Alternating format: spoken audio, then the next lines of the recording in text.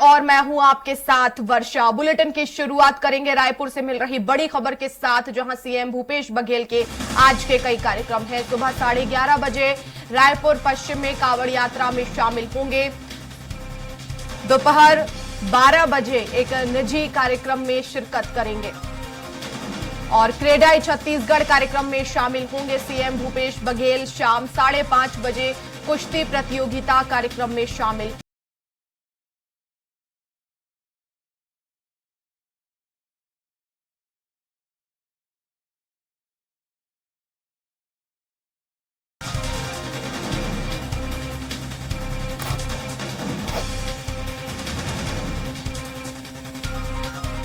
और रायपुर से अगली बड़ी खबर, जहां कांग्रेस 6 सितंबर को प्रत्याशियों की पहली सूची जारी करेगी। ब्लॉक स्तर पर उम्मीदवारों का आवेदन भरना जारी है। 31 अगस्त तक पीसीसी में नाम जमा करने होंगे और 3 सितंबर को इलेक्शन कमीशन, 4 को स्क्रीनिंग कमेटी की बैठक है। सेंट्रल इलेक्शन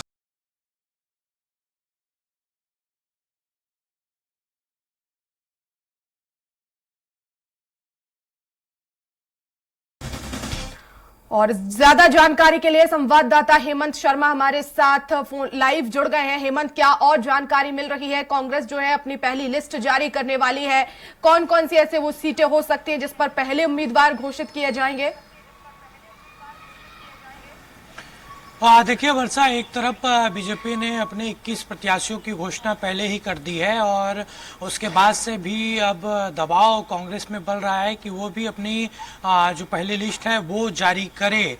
और प्रक्रिया अभी कांग्रेस में फिलहाल चल रही है। ब्लॉक में आवेदन लिए जा रहे हैं और तमाम जो उम्मीदवार हैं अलग अलग क्षेत्र, विधानसभा क्षेत्रों के, वो ब्लॉक में जाकर आवेदन कर रहे हैं। अब तक बात की जाए तो मुख्यमंत्री भूपेश बघेल ने भी ब्लॉक में आवेदन किया था, अलग अलग विधायकों ने ब्लॉक में जाकर आवेदन किया है और उसके बाद 22 तारीख तक ब्लॉक में आवेदन जमा करना होगा और उसके बाद बैठक होगी जिला कांग्रेस कमेटी। जिला कांग्रेस कमेटी 5 नामों का पैनल बनाकर पीसीसी को 31 तारीख तक जमा करेगी और 31 अगस्त तक अनिवार्य रूप से 5 नामों का पैनल जमा करना होगा।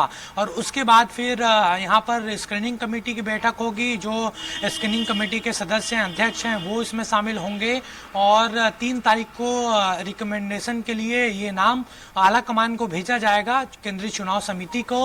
और उसके बाद संभवतः 6 सितंबर को पहली लिस्ट कांग्रेस की जारी कर दी जाएगी।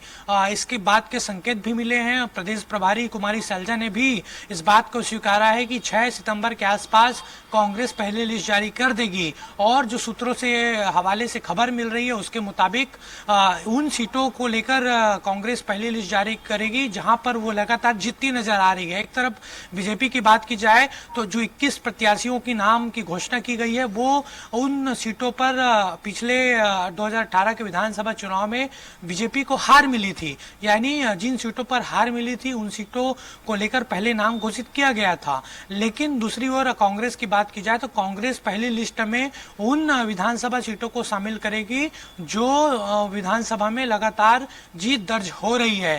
तो ये पूरी प्रक्रिया फिलहाल चल रही है और 6 सितंबर के आसपास कांग्रेस की पहली लिस्ट जारी कर दी जाएगी।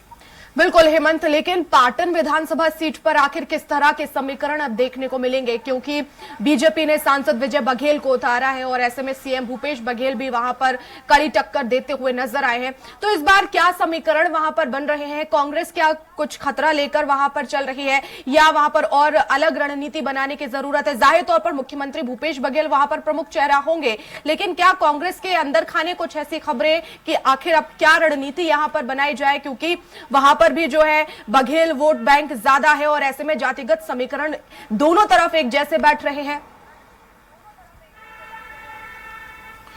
ये देखिए 90 विधानसभा में सबसे हाई प्रोफाइल सीट पाटन हो चला है क्योंकि मुख्यमंत्री भूपेश बघेल के सामने उनके भतीजे और दुर्ग से सांसद विजय बघेल को बीजेपी ने मैदान में उतारा है और वहां पर समीकरण पूरी तरीके से अलग है। वहां पर कुर्मी वोटर हैं, वो बड़ी संख्या में वहां पर मौजूद हैं और विजय बघेल के भी समाज में काफी पकड़ है। लेकिन उस पाटन विधानसभा के अगर परिस्थितियों की बात की जाए तो वहां पर सतनामी समाज के वोटर भी बड़ी संख्या में है और वो एक बड़ा रोल इस बार निभाएंगे। विजय बघेल एक मजबूत दावेदार हैं, उनको नजरअंदाज बिल्कुल कांग्रेस नहीं कर रही है, क्योंकि 2008 के विधानसभा चुनाव में उन्होंने भूपेश बघेल जो अभी वर्तमान में मुख्यमंत्री हैं उनको हराया था। लेकिन अभी की वर्तमान स्थिति में यही लग रहा है कि भूपेश बघेल का पलड़ा वहां पर भारी है, क्योंकि जिस तरीके से उन्होंने काम कराया उस क्षेत्र में लोग तारीफ करते नजर आ रहे हैं और मुख्यमंत्री का वहां पर चुनाव लड़ना निश्चित तौर पर साख दांव में है। कांग्रेस भी पूरी तरीके से मेहनत कर रही है, बीजेपी दबाव बनाने की कोशिश कर रही है एक तरफ कि भूपेश बघेल को उनके क्षेत्र में ही घेरा जाए, और उसी रणनीति के तहत विजय बघेल को उम्मीदवार बनाया गया है ताकि मुख्यमंत्री भूपेश बघेल अपने क्षेत्र को ध्यान दें और बाकी इलाकों में जाकर प्रचार न करें। ये पूरी रणनीति बनाई गई है, लेकिन कांग्रेस का मानना है कि इससे कोई फर्क पड़ने वाला नहीं है। मुख्यमंत्री भूपेश बघेल वहां पर चुनाव जीतेंगे और पूरे प्रदेश में वो प्रचार तो करेंगे ही और फिर से कांग्रेस की सरकार बनेगी, लेकिन पूरी रणनीति के तहत विजय बघेल को पाटन में उतारा गया है। बिल्कुल, तो चौतरफा यहाँ पर घेरने की कोशिश बीजेपी की तरफ से हेमंत की गई है, लेकिन अगर भारतीय जनता पार्टी की तरफ से मुख्यमंत्री का चेहरा घोषित कर दिया जाए, क्योंकि अभी यह साफ नहीं है कि वहां पर मुख्यमंत्री का चेहरा आखिर कौन होगा। कांग्रेस की तरफ से साफ है कि मुख्यमंत्री भूपेश बघेल होंगे। अगर बीजेपी ने यहां पर मुख्यमंत्री का चेहरा सामने लेकर आई तो क्या लगता है उसके बाद समीकरण यहां पर बदल सकते हैं, पाटन सीट और ज्यादा हाई प्रोफाइल हो सकती है? देखिए, निश्चित तौर पर अगर बीजेपी मुख्यमंत्री पद का चेहरा देती है इस चुनाव में तो फायदा हो सकता है, लेकिन जिस तरीके से परिस्थितियां बनी हैं बीजेपी के अंदर, सामूहिक नेतृत्व में ही चुनाव लड़ा जाएगा।